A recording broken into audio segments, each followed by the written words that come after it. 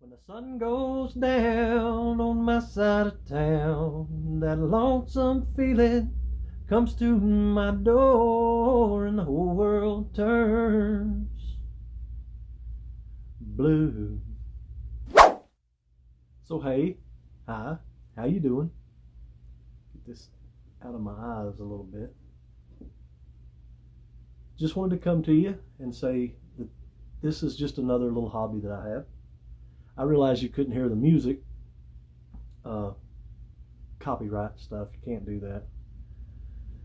But so yeah, I do a little singing on the side, not professionally and not for anybody besides myself. And who knows? Maybe one of these days it'll be when I'm gone. Somebody will say, "Hey, look what I found." And so it's there. It's that. Don't get me wrong. At one time in my life, probably several times in my life, I had dreams of grandeur. Thought I'd be a big star someday. I guess everybody has those dreams, whether that's a doctor, a lawyer, or whatever. Everybody has. Well, mine was to be a superstar, a rock star, a country star, whatever. But yeah, I had that. So I wanted to talk a little bit about that today.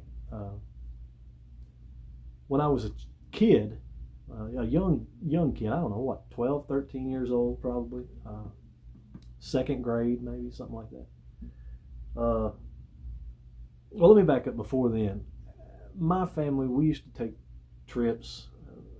Not saying we took road trips way off or far away, but we would go visit people, whatever. I would always be in the back seat, and my parents would always have the radio turned up, and I can always remember hearing mom and dad singing up front to the songs, and it was all different songs, country, rock, all different kinds of music. And I would just sing in the back seat, probably as loud as I could, just so I could, try to get over their voices. But so I used to sing all the time. And of course, your parents, being your parents, and or anyone else in your family for that matter, are always going to tell you, "Ah, yeah, that's pretty good." They're usually not going to tell you, "Man, you stink. You need to hush. You need to sing solo. Solo, I can't hear you." But so I guess I always kind of thought that there might be something there, even when I was a youngster. And when I got about second grade, I don't know how it happened or why it happened, but for some reason, my teacher in elementary school wanted me to stand up in front of the class and sing a song. I guess because I was probably at my desk singing and interrupted the class, and she wanted me to stand up in front of the class and sing. So I did. And what was probably supposed to be a punishment, it ended up being like an every Friday thing. I would have to stand up in front of the class and sing, a song, and one song led to another, and I don't know that I was really that good. I think it was more of a punishment thing, and I just took it as hey, they want me to sing, so yeah, that happened, and as I got older, I wanted to learn guitar, but I've got this thing. I don't know. The doctor says that I've got 80 of them. Maybe you've heard of it. HD, and I've got 80 of them. ADHD, and I can't seem to focus on one thing for very long. I jump around a lot. You can probably tell from the videos. Probably not hard to diagnose that, but I just didn't have the patience or the willpower, I don't know, take your pick, to learn guitar. I just didn't. I could blame it on being too young, but that's not the case, because I could probably learn guitar today, and it's easier today than it has ever been, because there's so many YouTube videos and things now that you can, clickety clack, and it's not long till you could probably learn how to do it. But I couldn't stick with it. There was always, I want to learn that song, I want to do that, I want to do this, I want to do that, and they always want to say, well, you need to learn chord A this week, and then next week we'll learn chord B, and then next week we'll learn chord C. And I wanted to be putting those things together. I think if I would have had like a class, every day, and then like after a week I actually had a tune, whether it was just like Twinkle Twinkle Little Star, if I could just put a tune together in a week, I could have probably learned it. But after a week, if you only learn 2 chords, someone with this squirrel running around inside here just didn't work for me, and I couldn't learn guitar, and that would become a detriment to me. It would be. As I got a little bit older, I have a cousin who is a musical genius. I guess he can play about anything he picks up. I know he plays piano, and I know he plays guitar, drums. I mean, he can play about anything. And we would go visit him on, maybe once or twice a year, 3 times a year, maybe. And you would probably be there for 2 days, like a weekend. And when we'd get there, he would know songs and I would know songs, but they would never mesh. And he had a band, and I would say, hey, do you know this song? And he would say, no, not really. I can't play that. Give me a couple weeks, maybe I can learn that. Or he would say, hey, do you know this song? And I would say, well, I know part of the song and really don't know all of the song. And it just never worked out to where, don't get me wrong, there were songs that we both knew, but they were songs that I didn't necessarily like or that he necessarily liked. And that's never fun to really do. You're not going to put as much passion and heart into a song that you don't care for as you would a song that you like. Just think for yourself. You're not going to sing Happy Birthday to You as passionately and as much as you would want to sing whatever your favorite song is. You're not going to do that. But we had fun, and I learned a little bit about music then. And, as far as playing in a garage band for your family, I guess it worked out pretty good. But that's about as far as that ever went. And later on in life, I started going to this a town. I don't know, it's probably 45 minutes away from here, maybe a little further. But it's a bigger town. And they had I want to call it a club, but it's not a club where like they serve alcohol or things like that. It's more of a theater type atmosphere where you have an audience of a couple hundred people or more, 500 people maybe, I don't know, and then you have a stage and you have a live band on the stage, and you have several different performers come out throughout the night. Each performer would have like 2 songs that they would sing, and that place was called the Roundup, and it was a country place for country music or folk music. And I did that for a couple, I don't know, 2 or 3 years, maybe not quite that long, something like that, I don't know, but enjoyed that. You would go over to the town at a certain time in the middle of the day, and the band it was an excellent band. They were really good. You could tell them you want to do this song, and you could bring a tape or something with that song on it, and if they hadn't heard it, within a couple hours they'd worked it out and they could play that song. That's very unusual, but those musicians were that good. And I would come over there during the day and would practice with the band for a couple of songs, and then later that night, the show would actually start about 7 o'clock in the evening and run till about 10 or so, and everyone would be backstage, and then the master of ceremonies, he would say, and then here's this young man from this town, and it was not a talent show, but it was a really family fun atmosphere. And you would get up, do your 2 songs, and the crowd would clap, and you thought you were really in high cotton. And I can remember one of the times of coming off the stage and there being a little girl back there when you come through the curtain, her wanting my autograph, and I thought, you want my autograph, or you've lost your mind. But that was an experience, and it was a bug, and it had bit me, and I really liked that, and I did that for a couple years, and till I met my wife, and she went with me a few times, and that's when I tried to learn guitar again, and still, same thing.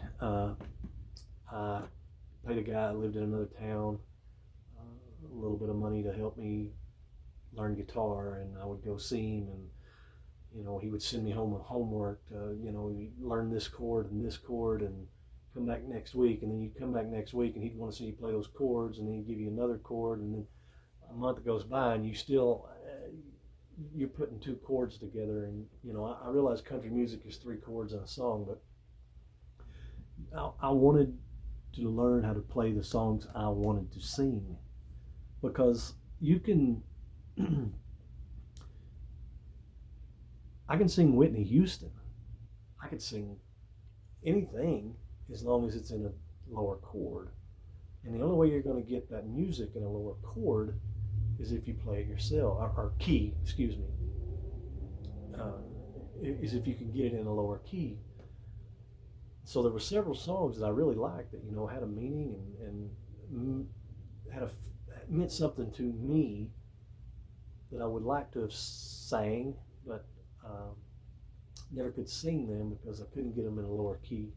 And I always knew that if I could learn guitar, I could sing whatever I wanted to, because I could always play that music in a lower key. But even that wasn't motivation enough for me to really learn the guitar.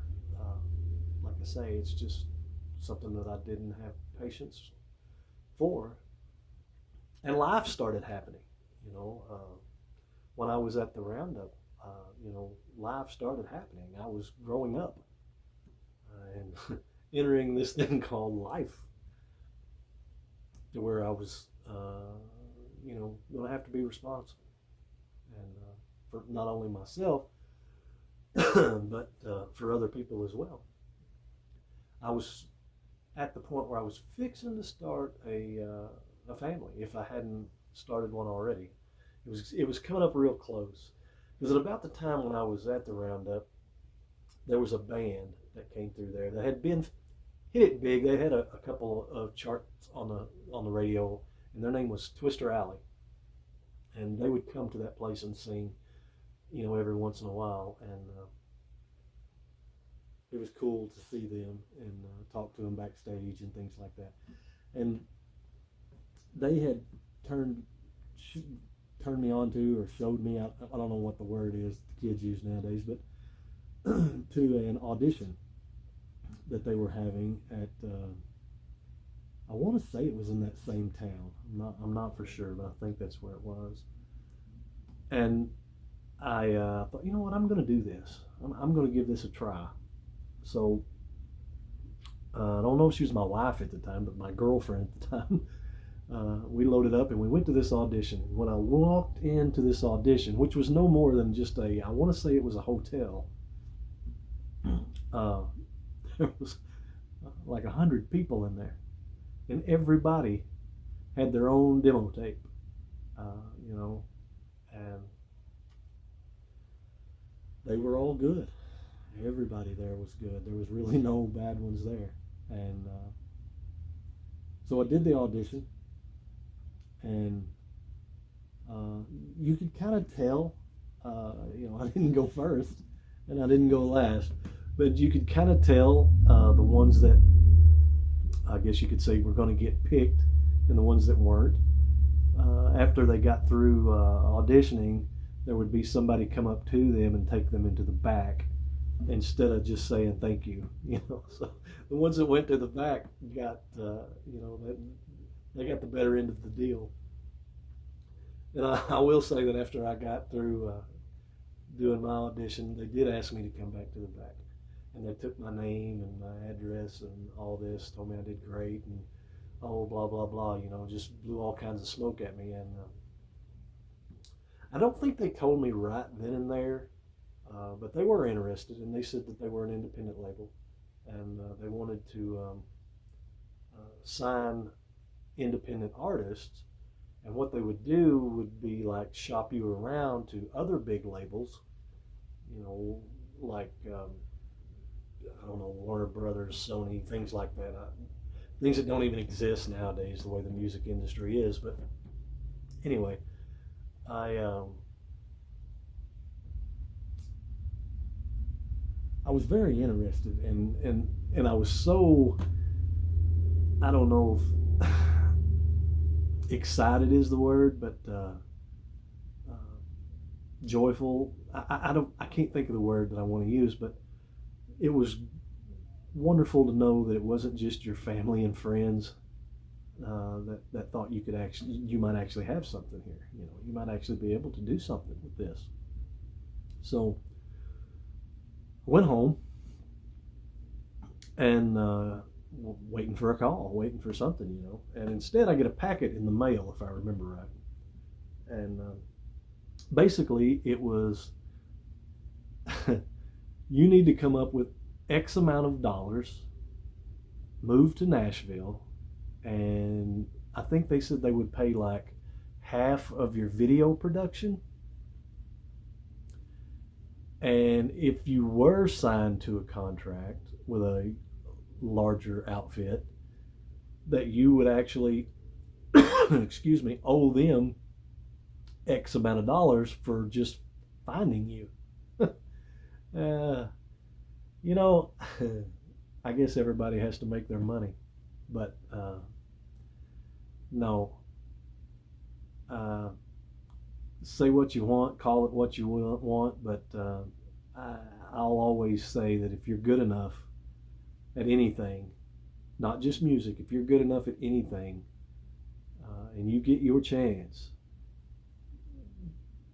they should take care of you. You shouldn't have to foot anything. Now, maybe that's just wishful thinking, but I didn't feel like that I needed to fork out a couple $1,000s and move to Nashville and pay them for a finder's fee. No, I'm not going to do that. Now, I realize that things like that happen all the time, because you're not going to look out and be singing at a little club in front of the head of Warner Brothers or whatever, and he's like, oh, this kid's good, we're going to sign him. I realize that's not going to happen for everybody. But I do know that there were over 100 people there that auditioned, and I would say that half of those people probably got the same letter that I got. So I went from feeling special to ordinary to, nah, that's just not going to work for you. And life happened, I was at the point in my life where I was getting married, if I hadn't already, and you got to pay the bills, so you got to work. So, and I wouldn't change a thing. Life happened, and I got 2 wonderful kids and a beautiful wife, and I worked at my job for 20 years before I retired from there, and working at a different job now. Knock on wood, I've been healthy enough to do that. But after that happened, I kind of quit singing publicly, if that makes any sense. Not really singing publicly, but in a crowd, publicly. I mean, that's what it is. I don't think that I've been on a stage since then. I just don't feel comfortable anymore. Life happens. You get older, and there's a lot of shoulda, coulda, woulda, and things like that whenever I sing in public anymore. So I don't really do that anymore. There's a wonderful app on the Google Store or on Apple Store called Smule, and it's nothing but karaoke, but hey, that's fine for me because I can't play an instrument anyway. So it's better to have the music, and then I just put it into my earphones and I sing into this microphone, and it records it, and I can kind of make it sound the way I think it should sound, or sometimes it sounds not as good as it should sound. And I can save those, and that's kind of what I do now, because no one wants a 50-year-old star anymore. His light's a little dim, but I can still enjoy it, and I can still have fun, and I do. And I can post them every once in a while, the videos or the music, to YouTube or Facebook or wherever at my leisure and as I want to. That way there's no, what's the word I'm looking for? There's no expectation of anything. It's just the way I want it, as I want it, when I want it. And I don't mind that. You know, I don't mind that at all. But now that I went on this tangent of my whole life, that's where my hobby for music comes from. I love all kinds of music. I love country music, love rock music, soul music, a little bit of gospel music, not a whole lot. Not that there's anything wrong with gospel music. I'm just haven't been around it enough to really have feelings one way or the other for it. I enjoy singing music though that does, I don't know, makes my voice.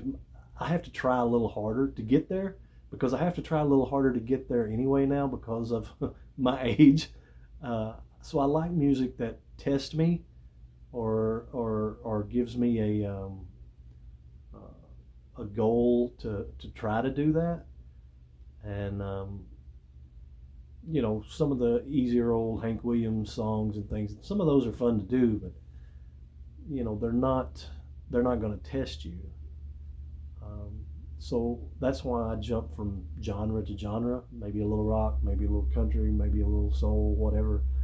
I don't like to be put in a little box, and I think if I was to have become an artist, I would be that way anyway. I don't want to be in a box. I don't want someone to say, oh, you're that country guy, or you're that rock guy, you're that, you know, whatever.